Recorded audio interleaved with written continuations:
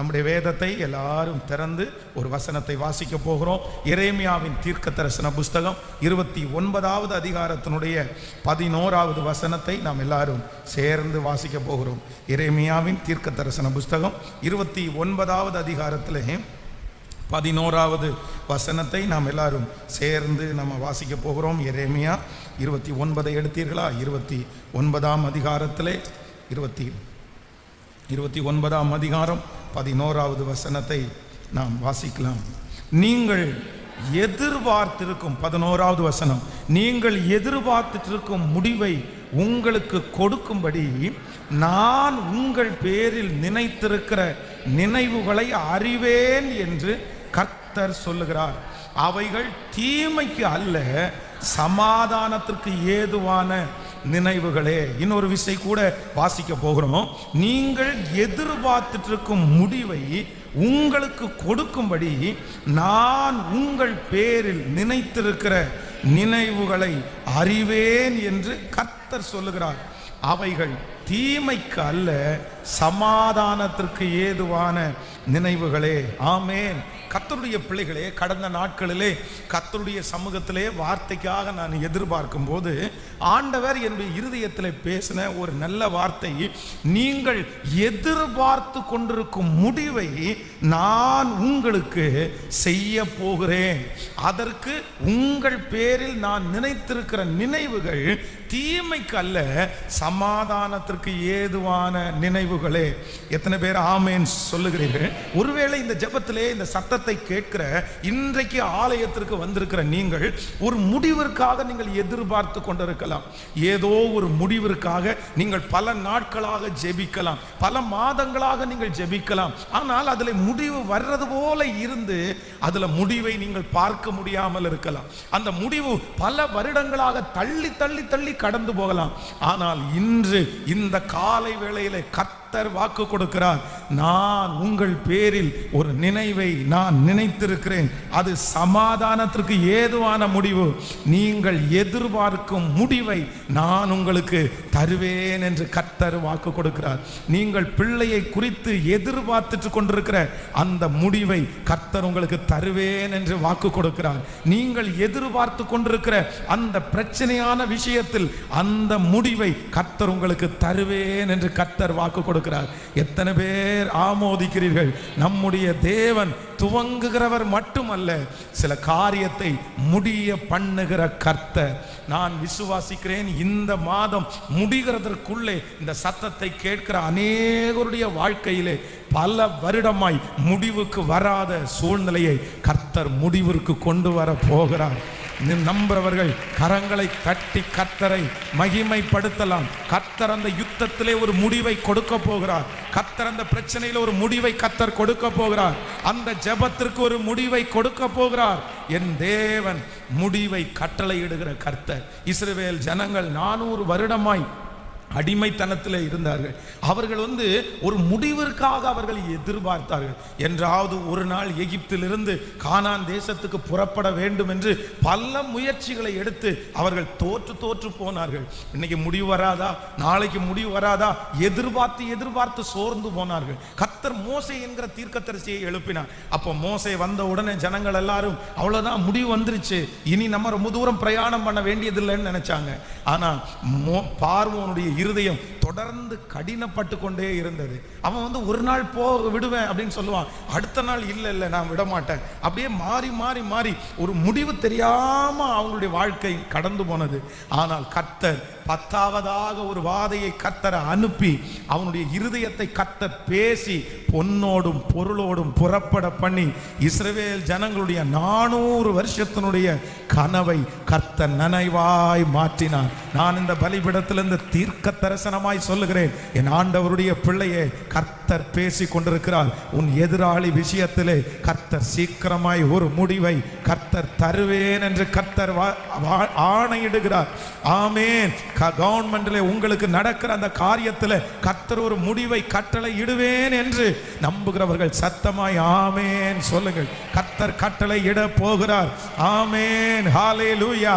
அந்த வக்கீல் விஷயத்தில், அந்த கோர்ட் விஷயத்தில் இத்தனை நாட்களும் நாளும் அலைந்து கொண்டிருக்கிற பிள்ளையே கர்த்தர் கட்டளை இடுகிறார். ஆமென். நான் உனக்கு ஒரு முடிவை இந்த மாதத்திலே கட்டளை இடுவேன். நமக்கு சத்துருக்கு முடிவு கட்டுகிறவர் நம்முடைய ஆண்டவராகிய இயேசு கிறிஸ்து. ஹல்லேலூயா. கைகளை உயர்த்தி ஆண்டவரிடத்தில் சொல்லுங்க, இந்த சத்தம் உங்க சமூகத்தில் எட்டுனதற்காக நன்றி. இந்த வார்த்தையை நான் விசுவாசிக்கிறேன் என்று சொல்லுங்க. இதை நான் நம்புறேன்னு சொல்லுங்க. எந்த காரியத்தில் ஒரு முடிவு வராம திணறிட்டு இருக்கிறீங்களோ அந்த காரியத்தை குறித்து ஏசப்பாட்ட சொல்லுங்க. நான் நம்புறேன் ஆண்டவரே, நீர் அதுல முடிவை தந்ததற்காக நன்றி சொல்லுங்க. ஆமென். ஏசப்பா, அதுல முடிவை நான் காண போகிறதற்காக ஸ்தோத்திரம், காண போகிறதற்காக ஸ்தோத்திரம். ஆமென். பரிசுத்த வேதாகமும் எல்லா இடங்களிலையும் ஆண்டவர் என்ன பண்றாருன்னா, அவர் யுத்தத்தை முடிச்சு வைக்கிறாரு. அவர் சூழ்நிலையில் அப்படியே கர்த்தர் முடிவை கட்டளை இடுகிறார். கோலியாத் இஸ்ரவேல் ஜனங்களுக்கு முன்பாக வந்து நின்று 40 நாட்கள் சத்தம் போட்டுட்டே இருக்கிறான். அவன் கர்ச்சித்து கொண்டே இருக்கிறான். அப்போ நாளுக்கு நாள் இஸ்ரவேல் ஜனங்களுடைய இருதயம் அப்படியே பலவீனப்பட்டு போயிருது. இந்த மனுஷன் என்னைக்கு கத்துறதை நிறுத்துவான், இந்த மனுஷன் என்னைக்கு மிரட்டுறதை நிறுத்துவான். அப்போ ஒரு நாளும் அவர்களுக்கு ஒவ்வொரு நாளும் காலையில எழும்பும் போது அந்த மனுஷன் பெரிய ராட்சதனாய் நின்று கொண்டிருக்கிறான். ஆனால் கர்த்தர் தாவீது என்கிற ஒரு இளைஞனை கர்த்தர் எழுப்பி அந்த கோலியாத்தினுடைய சவாலுக்கு கர்த்தர் ஒரு முற்றுப்புள்ளியை கர்த்தர் வைக்கிறார், ஒரு முடிவை கர்த்தர் வைக்கிறார். நான் நம்புகிறேன் உங்களுடைய வீட்டிலே கர்த்தர் ஒரு தாவீதை போல ஒரு ஆசீர்வாதத்தை கர்த்தர் எழுப்புவார். உங்கள் தொழிலே கர்த்தர் தாவீதனுடைய அபிஷேகம் பெற்ற ஒரு நபரை கர்த்தர் எழுப்புவார். உங்க குடும்பத்தில் கர்த்தர் ஒரு நபரை எழுப்புவார். கர்த்தர் உங்களை சுற்றி ஒரு ஆசீர்வாதமான ஒரு நபரை எழுப்பி உங்களுக்கு முன்பாக இருக்கிற யுத்தத்தை நீங்கள் அல்ல அவர்கள் மூலமாகவே நிறுத்தக்கூடிய கிருபையை கர்த்தர் தருவாராக. எத்தனை பேர் விசுவாசிக்கிறீர்கள்? நம்முடைய தேவன் நாம் எதிர்பார்த்து கொண்டிருக்கும் முடிவை நமக்கு தருகிற கர்த்தர். ஹல்லேலூயா. நீங்கள் நெடு நாட்களாய் எதிர்பார்த்து கொண்டிருக்கிற அந்த முடிவு நடக்கும் என்று கர்த்தர் வாக்கு கொடுக்கிறார். நான் இந்த வசனத்தை தியானித்து கொண்டிருக்கும் போது விசேஷமாக ஒரு 3 காரியத்திற்காக ஆண்டவருடைய சமூகத்திலே கர்த்தருக்கு நன்றி சொன்னேன். நம்முடைய ஆண்டவர் நமக்கு கொடுக்கிற 3 விதமான முடிவுகள். முதலாவதாக ஒரு வசனத்தை நம்ம வாசிக்க போகிறோம். ஏசாயா 60ஆம் அதிகாரத்திலே 40வது வசனத்தை எடுத்துக்கொள்ளலாம். ஏசாயாவின் தீர்க்க தரிசன புஸ்தகம் 60வது அதிகாரம் 40வது வசனத்தை வாசிக்கலாமா? 60வது அதிகாரத்திலே 60வது அதிகாரம் 14வது வசனத்தை எல்லாரும் சேர்ந்து வாசிக்க போகிறோம். உன்னை ஒடுக்கினவர்களின் பிள்ளைகளும் குனிந்து உன்னிடத்தில் வந்து உன்னை அசட்டை பண்ணின யாவரும் உன் காலடியில் பணிந்து உன்னை கர்த்தருடைய நகரம் என்றும் இஸ்ரவேலின் பரிசுத்தரின் சீயோன் என்றும் சொல்லுவார்கள். அடுத்த வசனத்தை கூட நம்ம வாசிக்க போகிறோம். நீ நெகிழப்பட்டதும் கைவிடப்பட்டதும் ஒருவரும் கடந்து நடவாததுமாய் இருந்தாய், ஆனாலும் உன்னை நித்திய மாட்சியாகவும் தலைமுறை தலைமுறையாயிருக்கும் மகிழ்ச்சியாகவும் வைப்பேன். அடுத்த வசனத்தை, நீங்கள் ஜாதிகளின் பாலை குடித்து ராஜாக்களின் முலைப்பாலையும் உண்டு கர்த்தராகிய நான்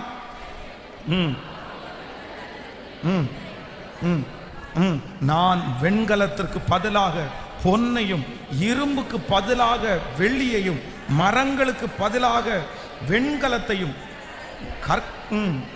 இரும்பையும் வரப்பண்ணி உன் கண்காணிலே சமாதான பண்ணி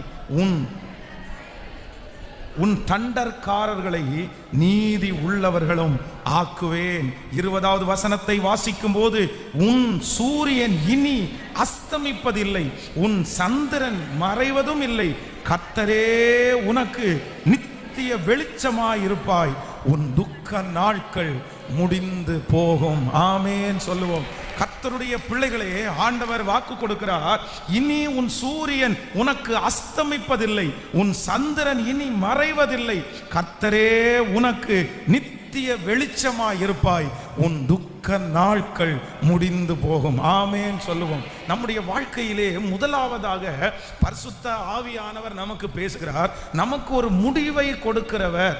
ஒரு தேவனுடைய பிள்ளையினுடைய வாழ்க்கையிலே ஆண்டவர் கொடுக்கிற முதல் முடிவு என்ன அப்படின்னு சொன்னா, உன் துக்க நாட்களை ஆண்டவர் முடிய பண்ணுவேன் என்று வாக்கு கொடுக்கிறார். எத்தனை பேர் ஆமோதிக்கிறீர்கள்? ஒருவேளை கர்த்தருடைய பிள்ளைகளே, உங்களுடைய துக்கம் தாங்க முடியாத துக்கமாக இருக்கலாம். இந்த துக்கத்திற்கு ஒரு முடிவு வராதா?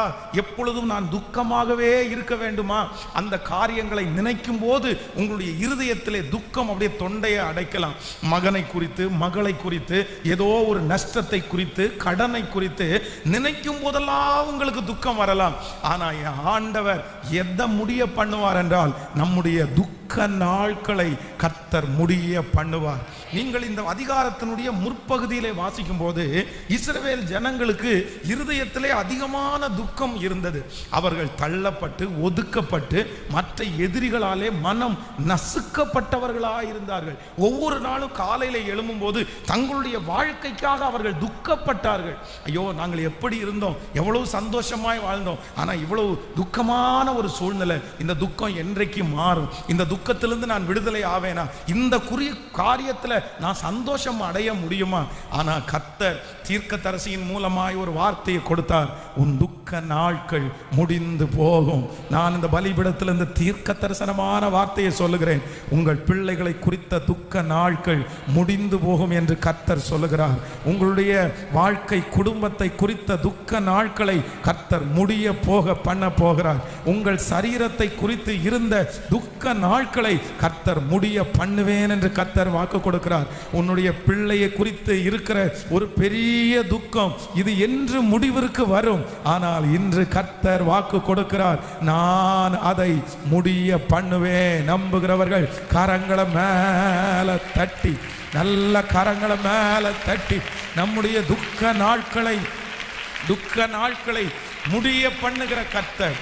ஆமென். நீங்கள் சாமுவேலை வாசிக்கும் போது வேதம் ரொம்ப அழகாய் சொல்லுகிறது. அன்னாள் என்கிற ஒரு தேவனுடைய பிள்ளை வருஷா வருஷம் அந்த தேவனுடைய ஆலயத்திற்கு வரும்போது அவங்க துக்கமாய் கடந்து போகிறார்கள். ஒவ்வொரு ஆண்டும் அவர்களுக்கு குழந்தை இல்லாததுனால ஒரு பெரிய துக்கம். அந்த ஆண்டும் அவங்க வர்றாங்க, ஆனா அவங்களுடைய சக்களத்தை அவங்கள ரொம்ப கஷ்டப்படுத்துறாங்க. உனக்கு தான் குழந்தை இல்லையே அப்படி ரொம்ப இருதயத்தை காயப்படுத்துறாங்க. இந்த காயம் தாங்க முடியாததா இருக்குது. என்னைக்கு கர்த்தர் என் நிந்தையை மாற்றுவார்? அவங்க ஆலயத்திற்கு போய் ஜெபம் பண்ணி, ஆண்டவரே எனக்கு ஒரு ஆண் குழந்தையை கொடுத்தால் உயிரோடு இருக்கும் நாளெல்லாம் அந்த குழந்தையை உமக்காகவே நான் வளர்ப்பேன் அப்படின்னு ஒரு பொருத்தனை பண்றாங்க. வேதம் சொல்கிறது, அந்த ஆலயத்திற்குள்ளே வரும்போது அந்த அம்மா துக்கத்தோடு வந்தார்கள். பல வருடங்கள் துக்கத்தோடு வந்து துக்கத்தோடே அவர்கள் திரும்பி போனார்கள். ஆனால் இப்ப அவங்க வரும்போது ஏலியின் மூலமாய் கர்த்தருடைய வார்த்தை வருகிறது, நீ சமாதானத்தோடே போ, இஸ்ரவேலின் தேவனாகிய கர்த்தரிடத்தில் நீ வேண்டிக் கொண்டதை கர்த்தர் உனக்கு அருளி விட்டார். கர்த்தருடைய பிள்ளையே, இந்த ஆலயத்திலே இல்லைனால் இந்த சத்தத்தை கேட்கும் போது அநேக வருடம் துக்கத்தோடு வந்து துக்கத்தோடு திரும்பி போயிருக்கலாம். உங்கள் சொந்தக்காரர் உன்னை துக்கத்தோட பார்த்து திரும்பி உன்னை துக்கத்தோட அனுப்பிவிட்டிருக்கலாம். நீங்கள் நேசித்த பல மனிதர்கள் உங்களை துக்கத்தோடே திரும்ப அனுப்பிவிட்டிருக்கலாம். ஆனால் இஸ்ரவேலின் ஜெயபலமானவர் இன்று வாக்கு கொடுக்கிறார், யார் உன்னை துக்கத்தோடு அனுப்பிவிட்டாலும் கர்த்தர் வாக்கு கொடுக்கிறார், உன் துக்க நாட்கள் முடிந்து போகிற காலம் வந்து விட்டது. இனி கர்த்தர் சந்தோஷப்படுத்த போகிறார். மகிழ்ச்சி என்கிற கட்டினால் நம்மை கர்த்தர் கட்ட போகிறார். கரங்களை தட்டி நம்பி கொண்டிருக்கிறவர்கள், இந்த வார்த்தையை நான் விசுவாசிக்கிறேன், இந்த வார்த்தையை நான் நம்புகிறேன். நம்முடைய துக்கத்தை மாற்றுகிற கர்த்தர். ஹல்லேலூயா. சோ கர்த்தர் வாக்கு கொடுக்கிறார். நம்பேரிலே கர்த்தர் வைத்திருக்கிற ஒரு முதல் முடிவு என்ன அப்படின்னா, நம்முடைய துக்க நாட்களை கர்த்தர் முடிய பண்ணுகிறாராம். ஆமென். விசுவாசிக்கிறீங்களா? எத்தனை பேர் நம்புறீங்க? ஆமென். சீக்கிரமா நீங்கள் சாட்சி சொல்ல போறீங்க. கர்த்தர் என் துக்கத்தை முடிய பண்ணினாருன்னு சொல்ல போறீங்க. எனக்கு இனி துக்கம் இல்லைன்னு நீங்க சொல்ல போறீங்க. கர்த்தர் உங்களை சந்தோஷத்தினால கர்த்தர் இடை கட்ட போகிறார். ஆமென். ஒரு தேவ ஆலயத்தை கட்டின ஒரு தேவனுடைய மனுஷன் ஆண்டவரை அவரை அழைக்கிறார். கர்த்தாவே, நீர் வாரும், நீர் எனக்கு கூட நீங்கள் வந்துட்டீங்கன்னா, என் பிள்ளை ரொம்ப பலவீனமாக இருக்காங்க, அவ்வளோதான், நீங்கள் வந்தீங்கன்னா தொட்டீங்கன்னா அவளுக்கு ஒரு பெரிய சுகம் உண்டாகும். அப்போ ஆண்டவர் டிராவல் பண்ணுறாரு. ஆனால் வருகிற வழியிலே ஒரு செய்தி வருகிறது, ஒரு துக்கமான செய்தி. இனி போதகரை வருத்தப்படுத்த வேண்டாம், உங்களுடைய மகள் மரித்து போனாள். அந்த செய்தியை கேட்ட உடனே அவருடைய தகப்பனாருக்கு ஒரு பெரிய துக்கம் வருது. அவ்வளோதான், என் பிள்ளைக்காக போராடினேன், என் பிள்ளைக்காக இவ்வளோ தூரம் நடந்தேன். ஆனால் கொஞ்சம் சீக்கிரமாக போயிருந்தா என்னுடைய பிள்ளையை காப்பாற்றிட்டு இருக்கலாமா, கொஞ்சம் சீக்கிரமாக போயிருந்தா என் பிள்ளை நல்லா இருந்திருக்குமா, என்னென்னமோ அவருக்கு தோணுது. ஆனால் ஆண்டவர் திரும்பி பார்த்து சொல்கிறாரு, நீ சமாதானம் உள்ளவனாயிரு, உன் பிள்ளை பிழைக்கும், உன் பிள்ளையை நான் பிழைக்க வைப்பேன். அந்த மனுஷனுடைய துக்கத்தை மாற்றின கர்த்தர் இன்று நமக்கும் வாக்கு கொடுக்கிறார். நம்முடைய துக்கத்தை கர்த்தர் மாற்ற வல்லவர். நம்முடைய துக்க நாட்கள் முடிந்து போகும். ஆமென். கடந்ததை நினைத்து கலங்காதே, நடந்ததை மறந்து விடு. கடந்ததை நினைத்து கலங்காதே, நடந்ததை மறந்து விடு. கர்த்தர் புதியன செய்திடுவார், இன்றே நீ காண்பார். கர்த்தர் புதியன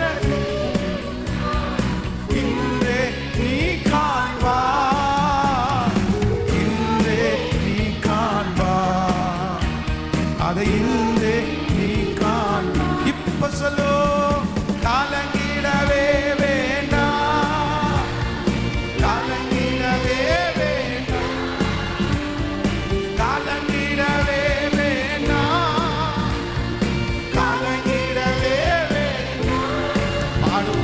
என் இயேசு கைவிட மாட்டார், என் இயேசு கைவிட மாட்டார். நோரும் கொண்ட இதயம் தேற்றுகிறார், உடைந்த உள்ளம்.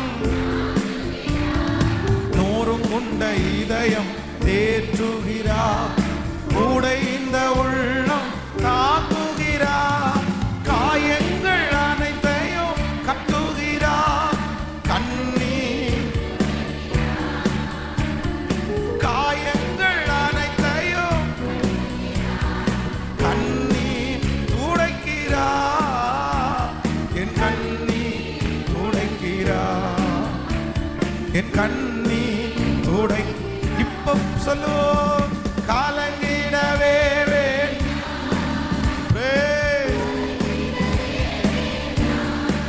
நன்றியப்பா. கலங்கிடவே வேண்டாம், நம் இயேசு கைவிட மாட்டார், எங்கள் இயேசு கைவிட மாட்டார். ஹல்லேலூயா. நம்பர் 1, முதலாவதாக நம்முடைய ஆண்டவர் யாராமாம்? நம்முடைய துக்க நாட்களை முடிய பண்ணுகிறார். ஆமென் சொல்லுவோம்.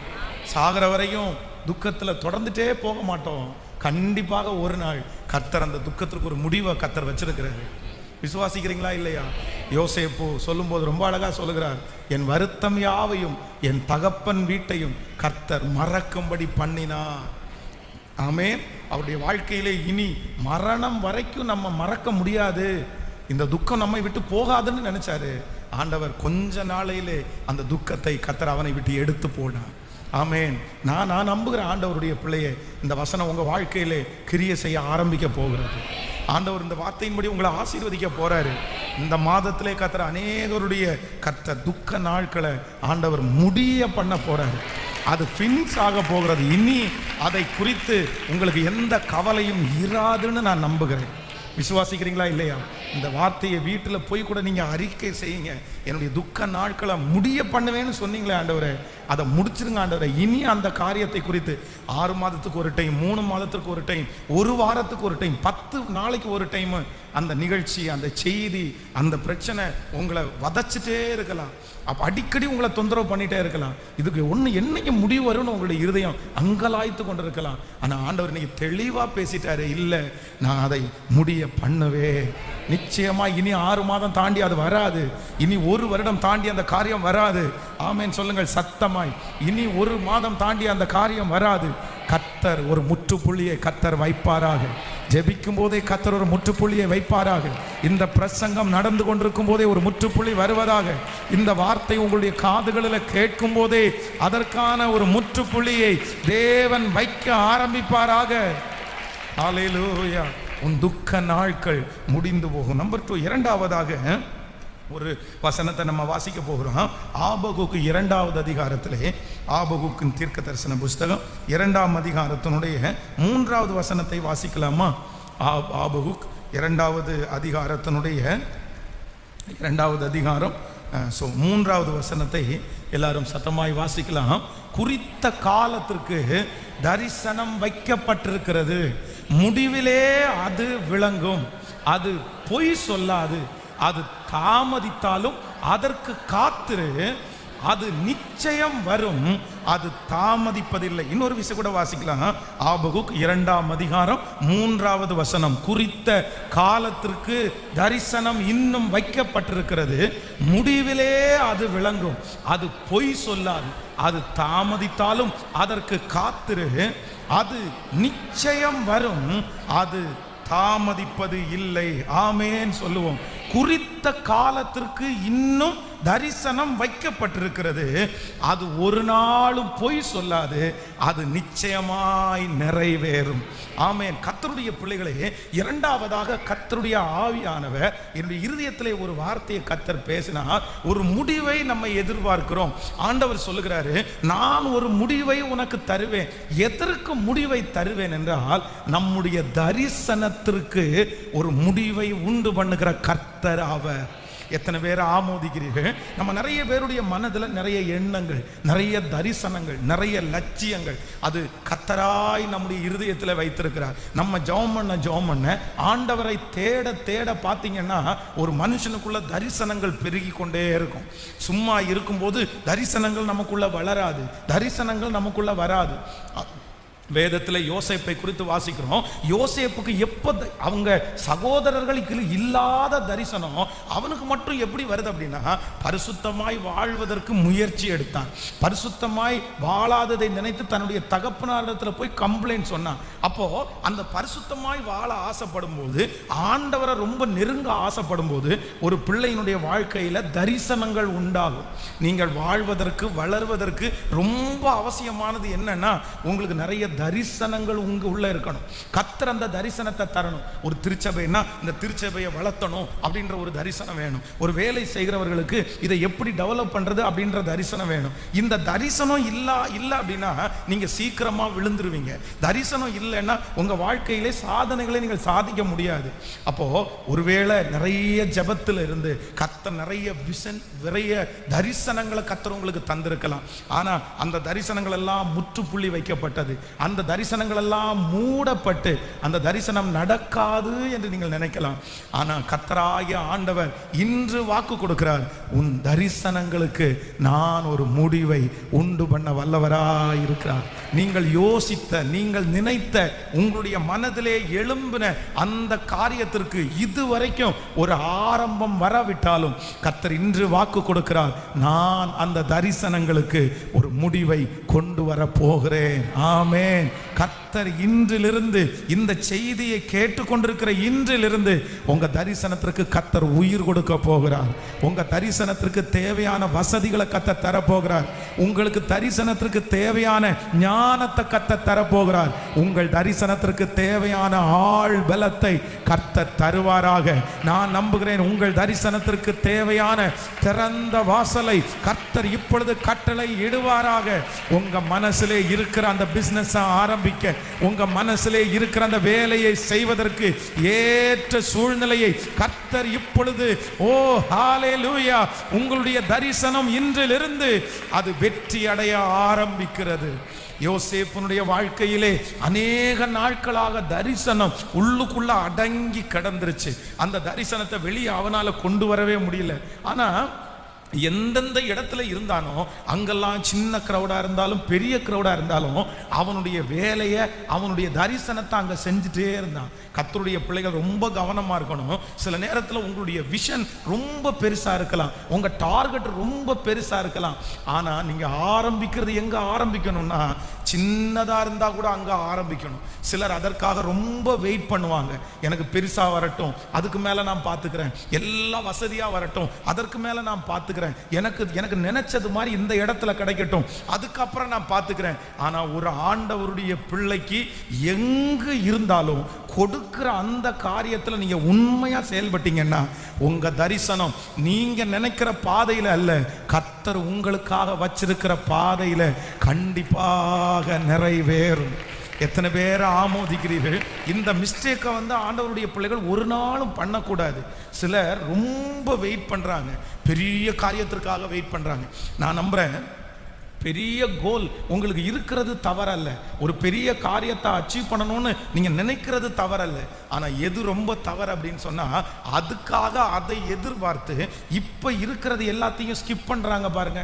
இப்ப இருக்கிறது எதையுமே செய்யாம இருக்கிறாங்க பாருங்க. நான் நினைச்சது மாதிரி கிடைக்கல, நான் நினைச்சது மாதிரி கிடைச்சிருந்தா நான் நல்லா பண்ணியிருப்பேன், அது கிடைக்காததுனால நான் அப்படி பண்ண மாட்டேன் அப்படின்னு நிறைய பேர் இருக்காங்கல்ல. இது கர்த்தருக்கு பிரியமானது அல்ல. கர்த்தர் உங்களை வச்ச இடத்துல, கர்த்தர் உங்களை உட்கார வச்சிருக்கிற இடத்துல நீங்க செய்கிறத செஞ்சுட்டே இருங்க.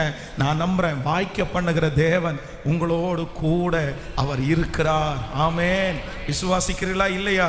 கர்த்தர் இரண்டாவதாக நமக்கு கர்த்தர் வாக்கு கொடுக்கிறார். உன் தரிசனங்களுக்கு கர்த்தர் ஒரு முடிவை கர்த்தர் வைத்திருக்கிறார். உங்களுடைய மனதிலே இருக்கிற பிளான்ஸ், நிறைய திட்டத்திற்கு கர்த்தர் ஒரு முடிவை கர்த்தர் தருவேன் என்று கர்த்தர் வாக்கு கொடுக்கிறார். கைகளை எல்லாரும் மேல உயர்த்தி சொல்லுங்க, இந்த வார்த்தையை நான் நம்புகிறேன் என்று சொல்லுங்கள்.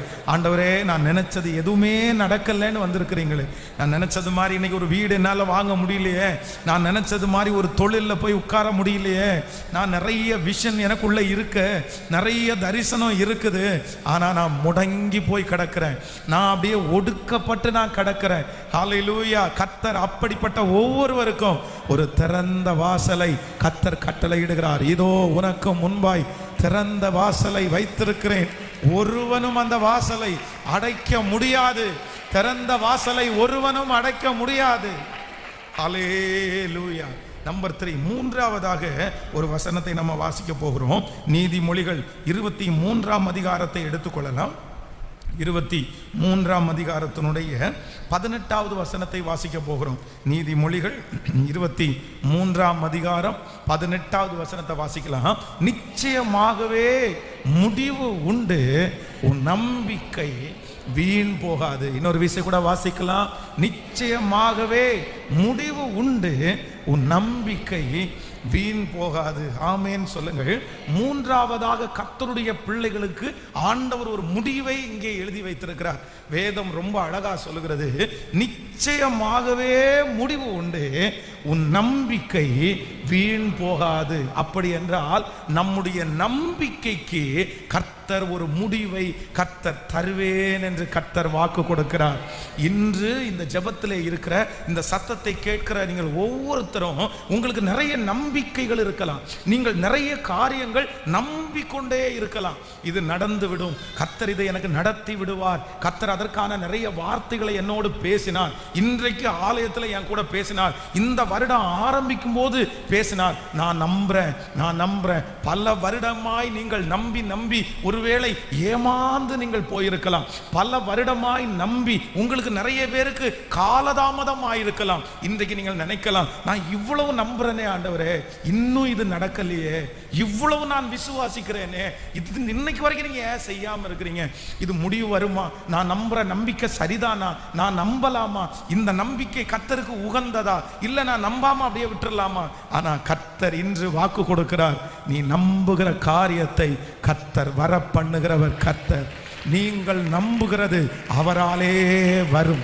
நீங்கள் நம்புகிற சுகம் அவராலே வரும். நீங்கள் நம்புகிற சமாதானம் அவராலே வரும். நீங்கள் நம்புகிற உறுதி அவராலே வரும். நீங்கள் நம்புகிற சுகம் கர்த்தர் நமக்கு வாய்க்க பண்ண போகிறார். கைகளை உயர்த்தி கர்த்தருக்கு நன்றி செலுத்த போகிறோம். சொல்லுங்க ஆமென். நான் நம்புகிறதற்கு கர்த்தர் ஒரு முடிவை கர்த்தர் வைக்க போகிறார். சொல்லுங்க, நீங்கள் நம்புகிறதற்கு தேவன் ஒரு முடிவை கர்த்தர் செய்வார். ஹல்லேலூயா. நமக்கு எதுல ஆண்டவர் ரொம்ப அழகா முடிவு கட்டுவார்னா, நம்ம ரொம்ப நாள் நம்புறத கர்த்தர் நமக்கு வாய்க்க பண்ணுகிற கர்த்தர். ஆமேன். இங்கே இருக்கிறவர்கள் இடத்திற்காகவோ வீட்டிற்காகவோ பிள்ளைகளுடைய எதிர்காலத்திற்காகவோ உங்களுக்குள்ள ஒரு பெரிய நம்பிக்கை ஓடிக்கொண்டே இருக்கலாம். அது உங்க பலத்தில் உண்டானதல்ல, கர்த்தரால் உங்களுக்கு கொடுக்கப்பட்ட ஒவ்வொரு உபவாச ஜெபத்திற்கு வரும்போதும் நீங்க அந்த காரியத்தை நம்பலாம். ஒவ்வொரு ஞாயிற்றுக்கிழமை ஆராதனைக்கும் நீங்க நம்பலாம். இந்த மாதத்தினுடைய மாதம் பிறந்த உடனே நீங்க நம்பலாம். அந்த காரியம் நம்பி நம்பி நம்பி தள்ளி போனதா இருந்தால் இந்த நாளிலே கர்த்தர் ஆணித்தரமாய் வாக்கு கொடுக்கிறார். நிச்சயமாகவே முடிவு உண்டு. உன் நம்பிக்கை வீண் போகாது. உன் நம்பிக்கைக்கு நான் ஒரு முடிவை கட்டளை இடுவேன். கர்த்தர் ஆணையிட்டு சொல்லுகிறார், நிச்சயமாகவே நிச்சயமாகவே அப்படின்னா கர்த்தர் சொல்றார் கண்டிப்பா. ஆமேன் சொல்லுங்கள்.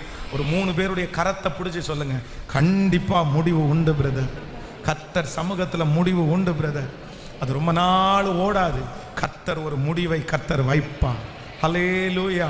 3 காரியத்தை கர்த்தர் இன்னைக்கு பேசினார். நம்பர் 1, முதலாவதாக சொல்லுங்க பார்க்கலாம், எதற்கு கர்த்தர் முடிவை வைத்திருக்கிறார் என்றால் நம்முடைய துக்கத்திற்கு ஒரு முடிவை கர்த்தர் வைத்திருக்கிறார். உன் துக்க நாட்கள் முடிந்து போகும். ஆமோதிக்கிறீங்களா இல்லையா? நம்முடைய தேவன் அப்படியே அப்படியே கடைசியில் முடிக்கிற கர்த்தர். அவர்கிட்ட பெண்டிங் எதுவுமே இருக்காது. ஆமோதிக்கிறீங்களா இல்லையா? நான் நம்புறேன் இந்த மாதம் கர்த்தர் உங்க ஃபைல்களை எல்லாம் திருப்பி கர்த்தர் பார்க்கட்டும். அவங்களுடைய ஜப குறிப்புகள் எல்லாம் கர்த்தர் திருப்பி பார்க்கட்டும். உங்களுடைய தான தர்மங்கள் எல்லாம் கர்த்தர் திருப்பி பார்க்கட்டும். உங்களுடைய வேலைகளை எல்லாம் கர்த்தர் திருப்பி பார்க்கட்டும். திருப்பி கர்த்தர் பார்த்து சகலவற்றுக்கும் ஒரு முடிவை கர்த்தர் இந்த மாதம் கட்டளை இடுவாராக. விசுவாசிக்கிறவர்களுக்கு அப்படியே நடக்கும், நம்புகிறவர்களுக்கு அப்படியே உண்டாகும். பொய் சொல்வதற்கு கர்த்தர் ஒரு மனிதன் அல்ல, மனம் மாறுவதற்கு அவர் ஒரு மணிப்புத்திரன் அல்ல. நமக்கு முடிவை கட்டளை இடுகிற கர்த்தர். ஹல்லேலூயா. நம்பர் 1, முதலாவதாக உன் துக்க நாட்கள் முடிந்து போகும். நம்பர் 2, இரண்டாவதாக உன்னுடைய தரிசனத்திற்கு ஒரு முடிவை கர்த்தர் வைக்கிறவர். நம்பர் 3, மூன்றாவது என்னுடைய நம்பிக்கைக்கு கர்த்தர் ஒரு முடிவை தருகிறவர். மறக்க மாட்டீங்கன்னு நான் நம்புறேன். முதலாவதாக நான் நம்புறேன் என்னுடைய துக்கத்தை முடிய பண்ணுகிற கர்த்தர். நம்பர் 2, இரண்டாவதாக என்னுடைய தரிசனத்தை முடித்து நிறைவேற்றுகிற கர்த்தர். மூன்றாவதாக என்னுடைய நம்பிக்கைக்கு ஒரு முடிவை வைத்திருக்கிற கர்த்தர். உங்கள் பேரில் கர்த்தர் நினைத்திருக்கிற நினைவுகள் தீமைக்கு அல்ல, அது நன்மைக்கு ஏதுவான. ஹல்லேலூயா. ஆமென். கரங்களை தட்டி கர்த்தருக்கு மகிமை செலுத்தி இந்த வாக்குத்தத்தம் கரங்களை தட்டுகிற ஒவ்வொரு பிள்ளைகளுடைய தலையின் மேலும் இந்த மாதம் முடிவு உண்டு. அந்த வியாதிக்கு ஒரு முடிவு உண்டு. அந்த மாத்திரை மருந்துகளுக்கு ஒரு முடிவு உண்டு. அந்த சமாதான குறைவுக்கு ஒரு முடிவு உண்டு. அந்த பரம்பரை சாபத்துக்கு ஒரு முடிவு உண்டு. அந்த பரம்பரை வியாதிக்கு ஒரு முடிவு உண்டு. பரிசுத்த குலைச்சலுக்கு ஒரு முடிவு உண்டு. அவமானத்திற்கு ஒரு முடிவு உண்டு. பண கஷ்டத்திற்கு ஒரு முடிவு உண்டு. ஹல்லேலூயா. ஏசப்பா ஏசப்பா. இந்த பிரசன்னம் திருச்சபையில நிரம்பி வழியும் போது இந்த சத்தம் தொனிக்கப்படுகிற ஒவ்வொரு காதுகளிலையும் ஒரு முடிவு வரப்போகிறதற்காக நன்றி. இன்று கண்ட எகிப்தியனை இனி என்றும் நீ காண்பதில்லை. கர்த்தர் உனக்காக யுத்தம் பண்ணுவார். இஸ்ரவேல் ஜனங்களுக்கு விரோதமாய் இருந்த எகிப்தியருக்கு ஒரு முடிவை கட்டளையிட்ட கர்த்தர் இப்பொழுது எங்களுக்கு ஒரு முடிவை கர்த்தர் தருவீராக. ஆமென். எல்லாரும் அப்படியே எழும்பி நிற்கலாம். Thank you Jesus. கர்த்தர் இந்த வாரம் எனக்கு அவர் மிகவும் நல்லவராயிருந்தார். ஆமென். கர்த்தர் நமக்கு பேசுகிறார். உங்கள் பேரில் நான் நினைத்திருக்கிற நினைவுகளை அறிவேன். அது தீமைக்கு ஏதுவானது அல்ல, அது நன்மைக்கு ஏதுவானது. அது தீமைக்கு ஏதுவானது அல்ல, அது நன்மைக்கு ஏதுவானது. கைகளை உயர்த்தி எல்லாரும் சொல்லலாம், நான் விசுவாசிக்கிறேன், நான் நம்புகிறேன், என் மீட்பர் உயிரோடு இருக்கிறவர். இன்றைக்கு என் தேவன் என்னோடு கூட பேசினார்.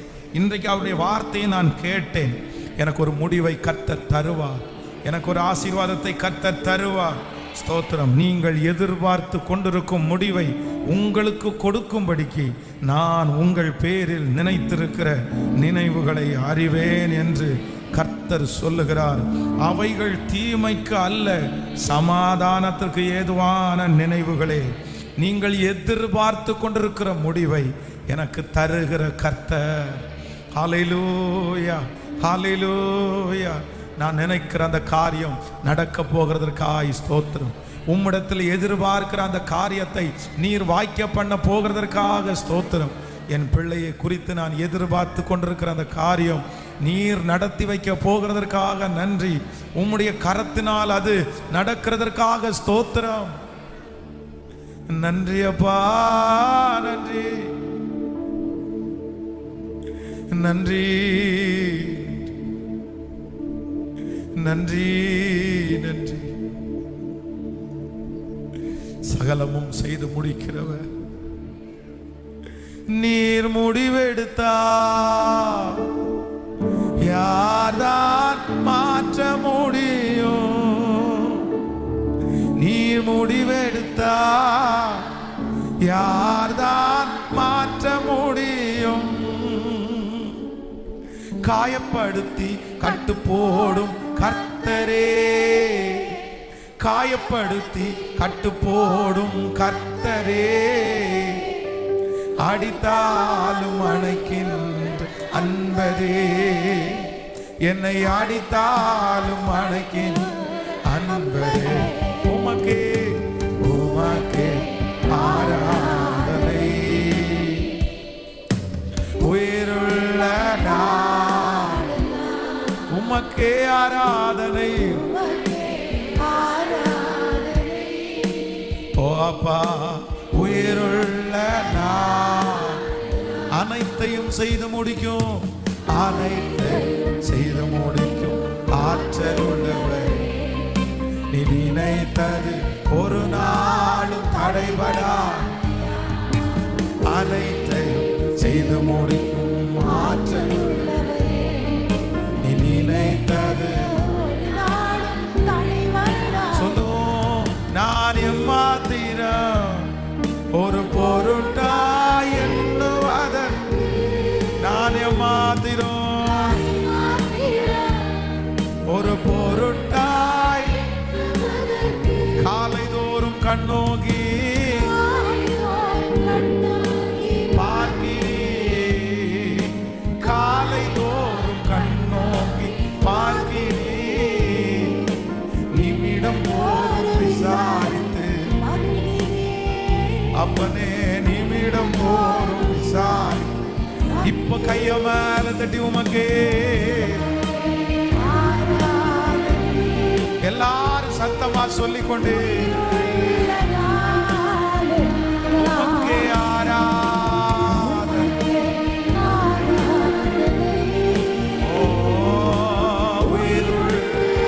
ஒரு 5 டைம் சொல்லிட்டு உமக்கே ஆராதனை.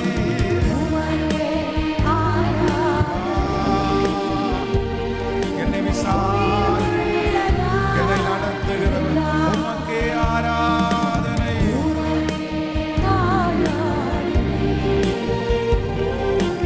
உயிருள்ள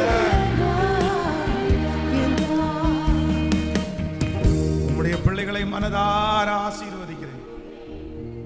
கோடி நன்றி ஆண்டவரே, கோடி நன்றி அப்பா. Thank you Jesus.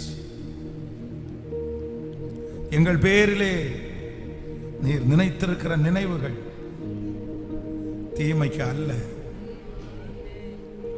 அது சமாதானத்திற்கு ஏதுவான நீங்கள் எதிர்பார்த்து கொண்டிருக்கும் முடிவை உங்களுக்கு நான் கொடுக்கும்படிக்கு உங்கள் பேரில் நினைத்திருக்கிற நினைவுகளை அறிவேன். இந்த வார்த்தைக்காக ஸ்தோத்திரம். இந்த வார்த்தை எங்களுடைய வாழ்க்கையிலே நடக்க போகிறதற்காக ஸ்தோத்திரம். நன்றி அப்பா. உம்முடைய பிள்ளைகள் இந்த மாதத்தில் வைத்திருக்கிற காணிக்கைகள் தசம பாகங்களுக்காக ஜெபிக்கிறேன். ஆலயங்களுக்கு வர முடியாமல் வெளியிலே இருந்து செய்கிற காணிக்கைகளுக்காக ஜெபிக்கிறேன். சபையினுடைய கட்டுமான பணிக்காக உதவி செய்கிற உம்முடைய பிள்ளைகளுக்காக நான் ஜெபிக்கிறேன். கர்த்தருடைய பிள்ளைகளை 1000 மடங்கு ஆசீர்வதி, லட்சமாய் கோடிகளாய் பெருக பண்ணு. இந்த மாதத்திலே அனாவசியமான ஒரு செலவு எங்கள் பிள்ளைகளுக்கு வரக்கூடாது. நன்றி ஆண்டவரே. தேவையில்லாத செலவுகளுக்கு எங்கள் பிள்ளைகளை விலக்கி காத்தருளும் ஆண்டவரே. நன்றி அப்பா. ஆபத்துகள் வேண்டாம், விக்கனங்கள் வேண்டாம் ஆண்டவர். சம்பாதிக்கிற பணத்தை ஆசீர்வாதமாக்கி உம்முடைய பிள்ளைகளுக்கு தருவீராக. உங்க இரக்கம் தாங்கட்டும். இயேசுவின் மூலம்